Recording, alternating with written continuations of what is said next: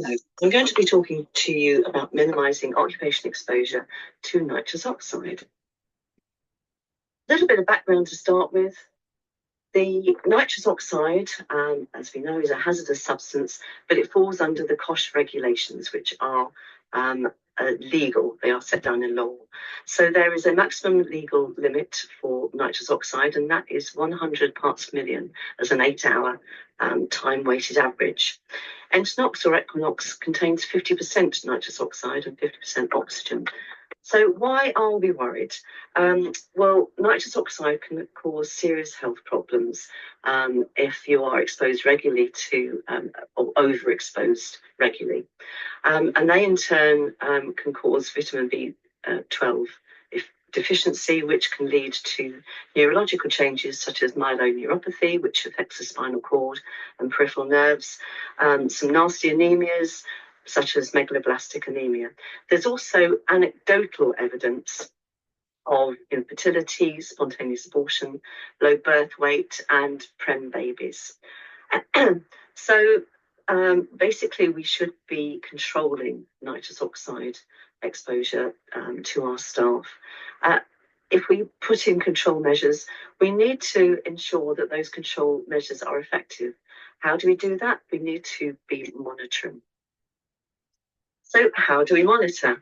Well, fixed place monitoring, where you would put a monitor in a corner or on a wall somewhere, isn't recommended within the clinical settings, such as maternity units, endoscopy theatres, dental clinics, pain, wherever, because it's not reflecting the amount that the individual staff are breathing in, and that would be in turn determining risk to health because the staff are moving around all of the time. So personal monitoring is what we want to do. That can be done via two different methods. There are the passive monitors and the active monitors. Passive monitors are things like the chemical indicator tubes, where you break off or you pull off both ends, and then you have to send the tube off to be chemically analysed. There are slightly more sophisticated devices now, such as the NOD, and this measures levels against time as well, and you can upload it, and it will beep about 5 times if the TWA has been exceeded. The gold standard is the active monitor, which is the G200, which draws air in from the breathing zone where you are breathing. And that measures the levels against real time, and you can see them on the machine, what you are being exposed to. And it also, shows you the time-weighted average. When it reaches that magic number of 100, an alarm will go off and the screen goes red. So how do we use it? The member of staff will be fitted with the machine. They can either wear it as a shoulder bag or around their waist as a bum bag. And as you see in the simplified diagram, that's a shoulder bag with the tube that is then attached to the collar or lapel, and then it's taking where you're breathing in from. Please note, do not have mobile phones on your person within about 2 feet of a mobile phone, because any data that comes through actually shows up as nitrous oxide, so you'll get false positives. I have a form that I complete, and I also ask the clinician to complete. I want to know when the Entonox was started and stopped, whether there was light or heavy use, when the clinician left the room for probably 10 to 15 minutes or more. That gives me evidence, so I can see the peaks and the troughs against what I would be expecting. And it will also give me any evidence of any efficient room air extracts, because, for example, if the patient didn't actually use Entonox in that labouring room, but whenever the midwife came out into the corridor, the parts per million rose, then that would indicate that there were contaminated corridors and that other rooms were potentially had leaking outlets. So factors affecting those results. How long was the Entonox or Equinox being used for during labour and also during suturing? How light or heavy was the use? Whereabouts was the midwife, the location? Was it a real hands-on delivery, or was she she was basically by her PC and going backwards and forwards to the patient every now and again, and it was all quite, calm. How often the clinician left the room and for how long? So, for an hour, for lunch break or whatever. And obviously what control measures were in that room, what was the ventilation, where was it, and if there was a scavenger, how compliant was the patient? So for control measures, for the best protection for our staff, we want to see mechanical room air supply. We want to see high level supply, so that would be from the ceiling, and low level extract further away from that supply on the wall. And you want to be getting at least 10 room air changes, preferably 15 room air changes per hour. But we also need to have a scavenger system. This removes the patient's exhaled breaths at source. So basically, they breathe in the Entonox, but when they breathe out, it goes via a mouthpiece or a mask. And that exhaled breath is removed via the demand valve exhaust tubing, and then either goes out into the atmosphere, like the AGSS or pure air, or it can go to a destruction unit where it is basically broken down into its constituent parts of nitrogen and oxygen, which is basically air.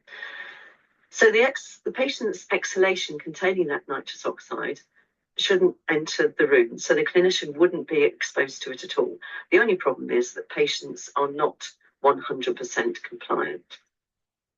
Particularly in second stage, the mum will be taking big, deep breaths of Entonox, and those last couple of puffs, she will be needing her hands often. She removes the bite piece or mask from her face and will be bearing down, and that's when she will be exhaling these big breaths into the room, which is when the midwife and the staff will be exposed. Here's some pretty pictures of scavengers. Top left-hand corner, we have the HSS system, which you're probably more familiar with in theatres. That is connected to, there's an air brake that then is connected via tubing to the demand valve. So this is where the exhale breath goes. Top right is the mobile destruction unit, which is about the size of an underbench fridge. Bottom left is what you might find in dental theatres, which is the mini scav. And the Pure Air 750 is individual to each room, and that goes off to, that's exhausted to the atmosphere or wherever.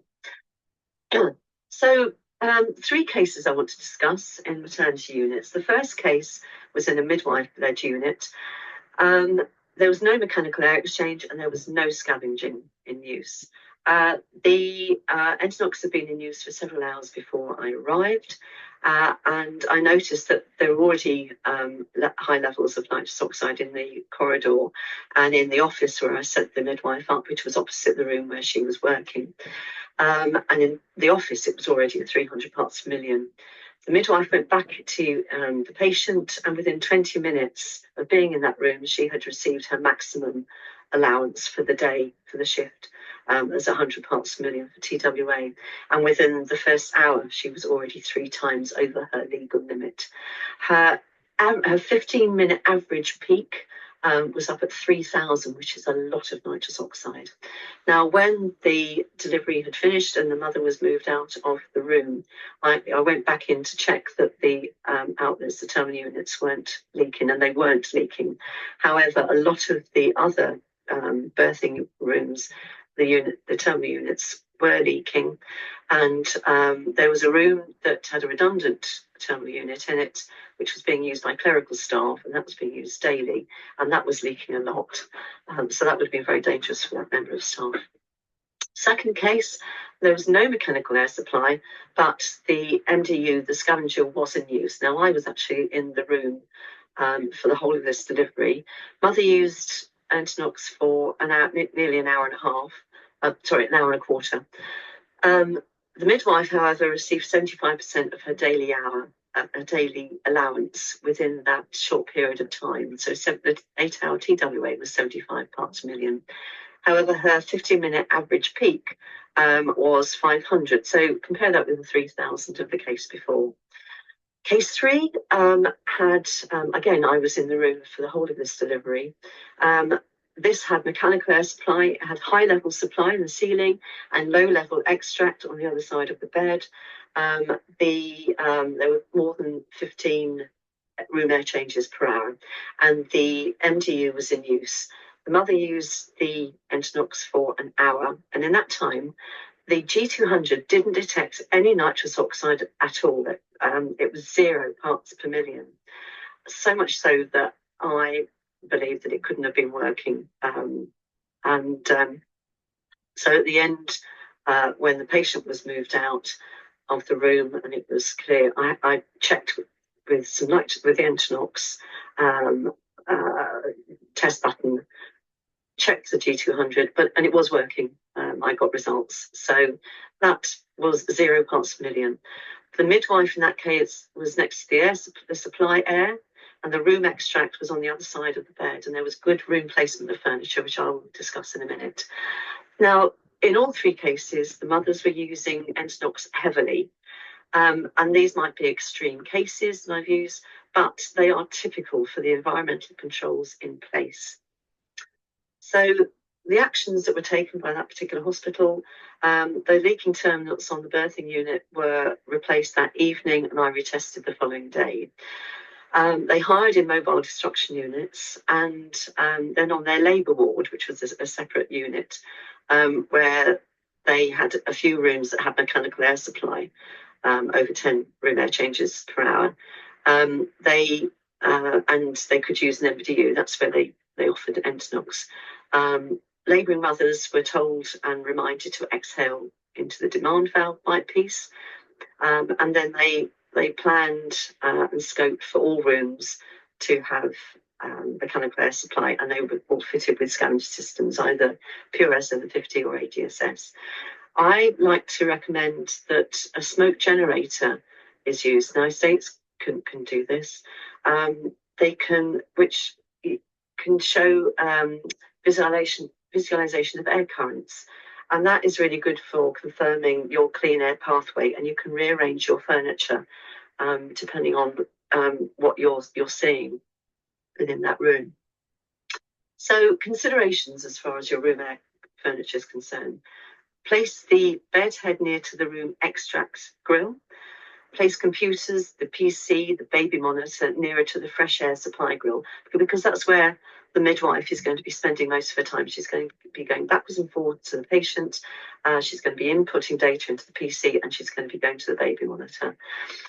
When Entonox or Equinox is being used, place yourself in the upstream pathway of that fresh air, rather than between the labouring mum and the room extract, because if you were there, whenever they breathe out into the room, you will breathe in the nitrous oxide from her exhaled breath before it even disappears out of the room. So if a scavenger is used, ensure that mother's exhaling back into that bite piece or mask. And as I've said, that doesn't happen 100% of the time. So I'm hoping you can see that it is very important to have both a mechanical air supply, an extract, and a scavenger system in place. And that's a very simple schematic, just basically showing what I've just said. And that's basic principles that can be used for any clinical setting, whether it's maternity, endoscopy, in a dressings unit, or in dental. Okay, thank you for your time and your attention.